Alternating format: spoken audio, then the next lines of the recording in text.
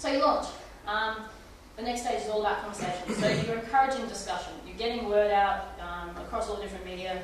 You're encouraging those thought leaders to put their thoughts up. Every time someone posts something that's useful, you say, thanks for that, really good point made by such and such. You're keeping those conversations going.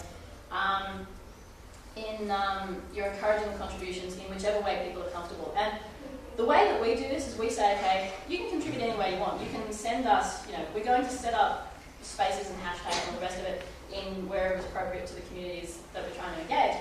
But you could send us a letter. You could give us an email. You could, you can communicate your thoughts in any way that you see fit. You can leave a comment on the blog if you don't have a social media, account or don't want to sign up for the terms and conditions or whatever.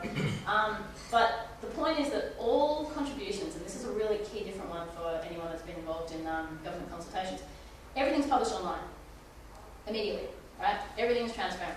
This gives you peer review for the first time in government consultation. So when someone says, that is a very beautifully written submission, but at the heart of it, it's complete bollocks. So, it's really useful to actually get people to help you actually shift through all the information and get an understanding of exactly what's being said. And that transparency we've found to be really, really good because it also tempers people's contributions a little bit. They're going to put out there what they're happy to put their name to publicly. There is some capacity for people to contribute anonymously, but I'll get to that in a minute because sometimes there will be a person within a department that has something really important to say, can't say it under their own name. And it does actually help to be able to enable anonymous or pseudonyms to be able to contribute as well. But I'll get to that in a minute. That's a really important way to deal with that. We run a live event. Originally, we weren't going to have any sort of in-person meet space component to this, but we decided to because we realised that if you've got a consultation that finishes on this date, inevitably, everyone gets to the 11th hour and goes, oh, I don't have time now to contribute, and you only get, the highly polarised views put in. If your consultation is this long and halfway there is a live event that pulls everyone together, a couple of things happen. First of all, you get a whole bunch of people in conversation and peer review of what's being said because we actually live stream the entire thing online. All the talks are people who are contributing their ideas, so it's not all that highly structured or run by us or our perspectives. It's all about what everyone else thinks. And then, of course, you've got the back channel online where people are saying, oh, I was listening to that person and what they said was, I wrote a thesis about this and they sent this link. So it's a really great day for finding information. But, of course, the other half of the consultation is people are still going, oh, I had another thought. The people who are involved are saying, well, I've got all these additional thoughts. And then all the indignants say, well, why wasn't I invited? And we go, well, you're still invited, it's still ready, put your perspective in. So they do. So you get a lot of that sort of tail happening after the live event. The live event pulls everything together and gets the conversations going. Then you consolidate. The first thing we do is we take all of that data and we publish it. So we say, okay, this is all the contributions we've had. And then you analyse. Now, there's two components to analysis that are really important. Most people know the first one. People look at data analysis. What are the themes emerging? What's the sentiment? What's the ideas? What's the, whatever it is that you're looking for. But the second one's really important and no one really does it. And that's contextual analysis, or what I like to call network analysis. It's looking at the networks of people. So you might say, 80% of response to this idea was really negative. But when you do the contextual analysis, 75% of those people work for the same company, for instance. Or maybe 100% of the people were anonymous and have the same interesting language usage. So it's obviously a coordinated, campaign. So that contextual analysis, that's really, really important for us as people doing government consultations because it means that no consultation you do will ever be a waste of time. Because it means any consultation you ever do, it's like, even if it is a heavily skewed community, you know what the skew is. And you can say, oh, okay, we know it was heavily skewed, we've done the analysis, and here's what that heavily skewed community think. We now know that we need to go and engage those people, and we have the business case and rationale to go and even up the odds a little bit. So that, we actually use computer forensics tools to do that, because I'm a big geek. But there are some tools out there, there's not a lot, but they're starting to be developed now, and I've actually come across a few people now that are doing some really cool stuff. But we used a tool called Palantir to do this, where you can drag all of the input in and say, okay, this Twitter account is the same as this blog commenter, is the same as this speaker. And so now they're all congregated, so you can say, okay, well, all contributions from that person are now understood to be the same person. And then you can start tagging it, and for instance, we went and divided all of our last contributors into sectors, so we could say, well, the biggest sector that contributed to the digital cultural public sphere, I think, was the Cultural Heritage Group. followed by digital arts, and like film and animation had a very, very small number of people there. They don't tend to get involved in those kinds of consultations. They were often doing their own thing. But it was good for us to provide that context because it showed us how representative it was. And that's going to be really important because when serious government decisions are being made and implementation of policy decisions are being made based on these kind of consultations, and because we have such great data available to us to actually do this analysis, if you don't have that contextual analysis to understand the representativeness of it, you start to run into problems. Okay, you publish a draft. In our case, usually we would actually we publish it on a wiki. We had Wiki open for a while. In the last consultation, we actually had the Wiki open from the start, so people could start contributing data from the start, and that actually worked really well. We had, I think, something like 400 or 500 wiki edits, and including things like people would come in and publish their entire 10-year strategy for how the games development industry could be improved with minimal government support, that kind of thing. So we put it all into a wiki, we monitor that wiki, we finalise, and so our role as the people running the consultation is not to put out perspectives, but to be the curators of all the information that we get. So we just try to keep it the same. If 5 people put the same basic idea, then we consolidate it into one idea and say this was put forward by blah, blah, blah, blah.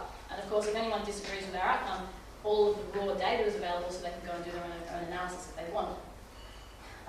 You have to thank people, you have to acknowledge people. A big part of what makes our processes successful and these methodologies successful is the entire time it is a meaningful process. People know what they're contributing to, they know where it's going to go, they know that it's contributing to an actual policy discussion, they know it's going to an actual minister or task force or the people who are making the decision about what it is what they get. No one expects you to take everything on board, but everyone expects to be listened to. So you publish it, you thank people, you acknowledge the contributions they've made, you submit it in a very public way. We've submitted all of ours to the relevant ministers and to the task force that were running the consultations that we were contributing to.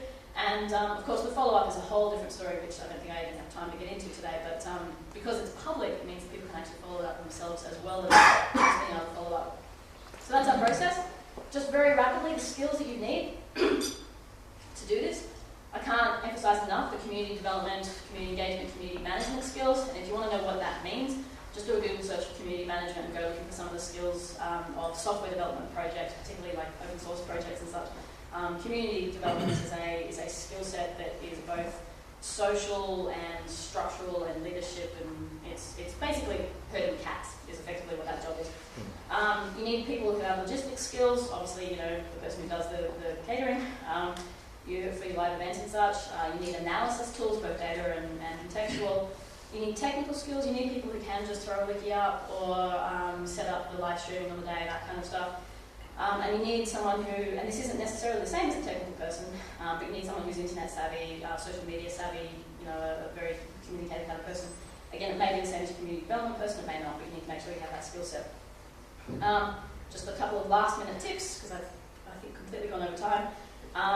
Make sure you do your research, make sure you know the community you're engaging with, you know their tone, make sure you're very engaged with them and you're answering all the time. We only had a few, who doesn't know the term troll? Oh yeah, good. We only had a few trolls, and we found that because we set a really positive and really constructive and really meaningful tone from the start, the community self-regulates. And if someone goes in and starts to try to troll the conversation, then the community actually self-regulates. But even if they don't, you can go in and say, look, we appreciate your perspective, we want your input, but here's a constructive way to contribute, and you'll find that genuine trolls will fade away, and some trolls will actually turn into your best contributors. So don't write off the trolls because they're being trollish. Your contextual analysis is really important, as I said. And I guess the really important thing is that from start to finish, keep people, keep them informed where the process is, how it's going, and how it's, and the roadmap for what it's going to be doing. Okay, I've probably blabbered on for enough. Is there any questions? Yes? What's the average investment in one of your consultation exercises? My time. Yeah. Literally. Like, we actually have had some donations. Like, the last consultation, the live event, we had to run in Sydney because it was the most fitting for the communities that we were dealing with. Although that was a point of contention, some people wanted Melbourne, but that's okay, we live stream. And so we had to run it up there. We had to get a venue, for instance, so I actually got sponsorship. So the last one I actually raised, I think, $8,000 in sponsorship to run, which was basically all the money that was needed for the catering and event hire for the live event. But often enough we run them with university venues or government venues or whatever. We use, because all the tools we've used to date have been basically online tools or our own infrastructure, it's just been a matter of, setting up the wiki page. And we've used like idea scale as a fabulous tool for doing voting up and down of ideas. But again, you don't start a consultation with saying, what are all your ideas? You want to have a conversation first and then distill the ideas, put it up. So all the tools we've used have been either free or like some of the analysis tools have been given in kind as sponsorship, for instance. And at some point I'd like to be able to pay them for that software, but at this point we haven't. I would suggest that 3 people working, or two people working part-time over 3 months could easily pull it off. And depending how technical they were, you don't need a lot of technical infrastructure, but some of the analysis tools in particular you probably do need to pay for at some point. And it's not necessarily a lot of money, but it's a good investment, because particularly with some of these analysis tools, if you extend it and say, okay, well, if you do a network analysis for your consultation, but you keep that data in the system and continually keep adding to it, you're going to build a really good picture of all the different communities of engagement that you've ever dealt with, and that'll help you in the future as well. So there's some stuff that's just the investment for that consultation, and some stuff that will actually be useful in your ongoing community engagement and relations and that kind of stuff as well. But the answer is it doesn't have to be a big investment. I've seen $500,000 consultations that have done nowhere near the same. So and we've had people say to us that they felt so empowered and they felt really excited. We've had complications where people said, why isn't the major national cultural policy being done the same way? And we're like, oh no, they've got their own process. It's fine. But here's a really important story for you though. I once had a meeting with someone who wanted to use this methodology, and I'm not going to mention the department, I'm not going to mention the person, but we're having this conversation, it was just off kilter, just slightly off, being slightly cantankerous. I decided to pursue it. So eventually I got this person very frustrated, and she said to me, well, people should feel privileged or allow them to have a say at all. And I said, I'm really glad you said that, because with that perspective, you will fail. People smell bullshit. They do.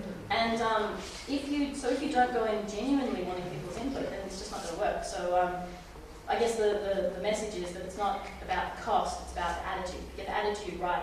Particularly if you say to people from the start, look, we're experimenting, and you'd be amazed what a get out of jail free card that is. You say to people, we're experimenting, we're trying to do this right, we love your input, people will be really forgiving, and people will want to help you succeed. They will want to see you succeed because they know that your success will help lead to further success. So it's not really about cost, it's about the attitude. Just one thing, the length of the conversation you have with the citizens, you've got a 3-month one, but what would you say be the maximum you should go to? Some of our engagements with maximum, like white papers, things like that, they're a long period of time. How long would you think that would you do this for? If you're talking something that needs to be developed over like a couple of years or something, I'd almost suggest that you break it down. You say, okay, well, we're going to do a 3-month consultation on draft 1, or on this chapter, or on this section, or a 6 month. I reckon 6 months is probably the maximum, because you lose people after a while, and if they don't feel, if the roadmap doesn't feel like it's going somewhere, then people will just go, year-long consultation, I'll jump in at the 11th month. You only really get people's attention for so long. But I reckon you could probably stretch that to 6 months and it'll be completely fine, because you still spend that sort of 4 weeks, maybe even, you might even do 8 weeks preparation, because it might take a long time to figure out where the communities are and to engage with the right people. You might have to travel up into, a remote community and engage with 47, different people to get, before you can even launch it. So it depends very much on the consultation. But yeah, divide it up, I reckon. Any other questions? I hope that was useful for you all, so thank you very much, and I'll get out of here. Thank you.